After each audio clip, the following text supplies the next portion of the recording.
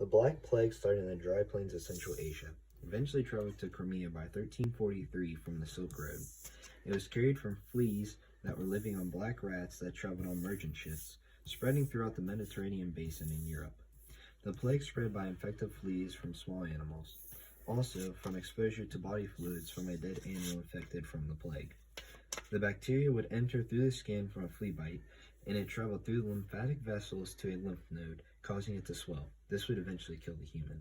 The name came from the swollen glands in the victim's neck, armpits, and inner thighs that turned black as if filled with blood. They would often die 12 hours after the bite. The other symptoms are high fever, nausea, muscle pain, and disorientation. Living during the plague was extremely unpleasant. If you didn't die from disease, you would have most likely died from starvation. There was nobody left to grow and harvest the crops. An estimated 25 million people died from the plague. This was about 30% of Europe's population killed.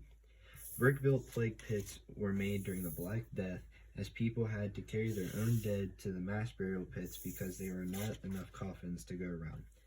The doctors from the Black Plague wore black coats to prevent splattering and infection. They had goggles to protect their eyes from pus and splattering of blood. The beak had herbs placed there to ward off bad air. Their stick was used to examine the patients without touching them and to pop the boils. They used potions that contained gold, mercury, and stag powder. These were used to clean the body. They also used leeches to drain out the blood from the glands.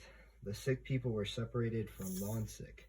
The sick would have a white cross on their door, which meant they were sick and could not leave the house.